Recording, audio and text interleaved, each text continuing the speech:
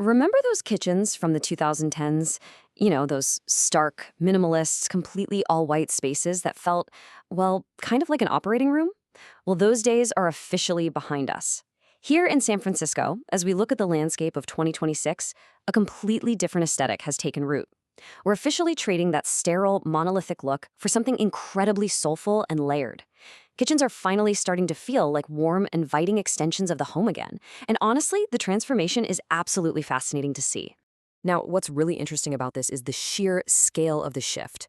When we look at the data from three of the largest Bay Area cabinet suppliers, we see that custom orders for rift-cut wood and saturated painted cabinetry have outpaced the classic white shaker by nearly 40% for 2026 projects.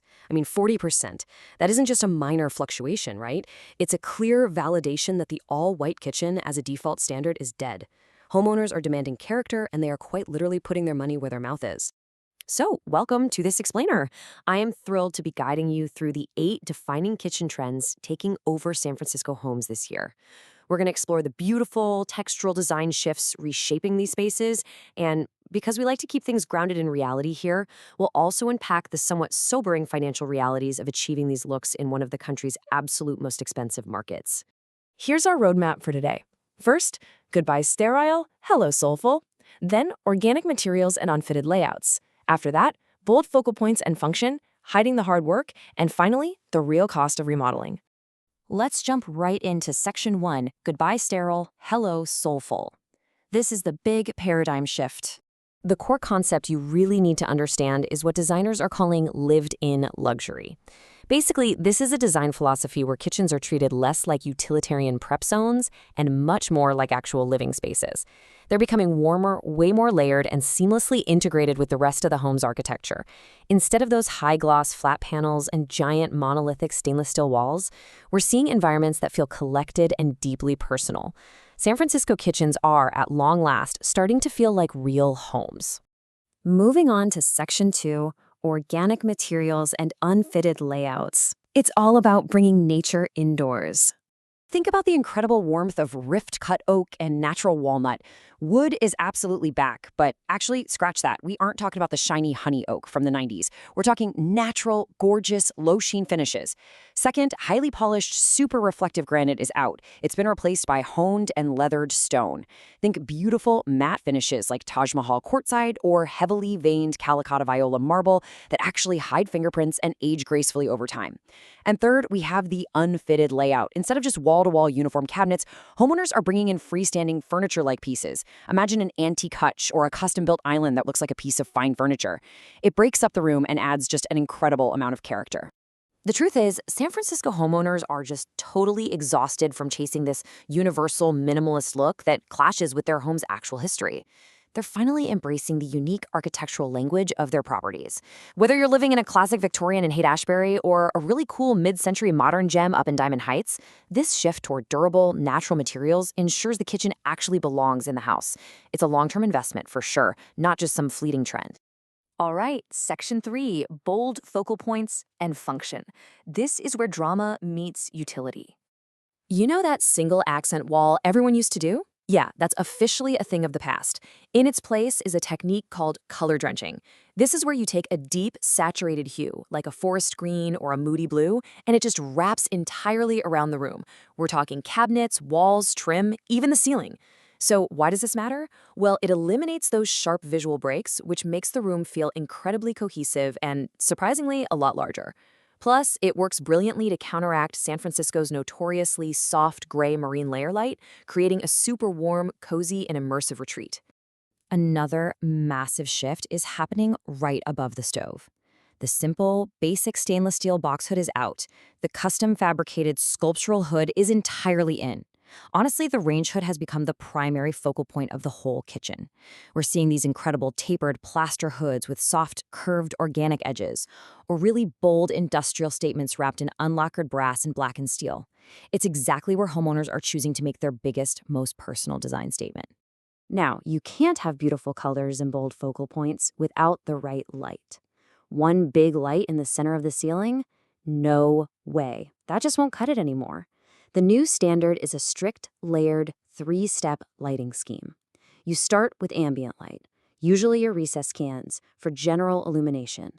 Then you add task lighting, like under cabinet LEDs right over your prep zones. Finally, you layer in accent lighting with decorative pendants and sconces. The absolute key here is a warm light temperature, right around 2700 Kelvin. It perfectly mimics the warmth of the California sun, even on those days when Carl the Fog is completely blanketing the city outside. Moving right along to Section 4, hiding the hard work. This is all about seamless integration. Designers are achieving this clean look through what we call the invisible workspace. Because let's face it, the goal is no longer to showcase a massive, smudgy stainless steel refrigerator. Instead, fully integrated appliance columns from brands like Sub-Zero or Miele are entirely concealed behind custom cabinet panels, creating this gorgeous, unbroken wall of wood. Plus, all the hard, messy work of daily life is moving into hyper-functional secondary spaces like walk-in sculleries. That's where the microwave, the messy coffee station, and all the chaotic evidence of your morning routine are just tucked away behind pocket doors. It beautifully preserves that clean, seamless living area aesthetic. Okay, let's dive into this next part. Section 5, the real cost of remodeling.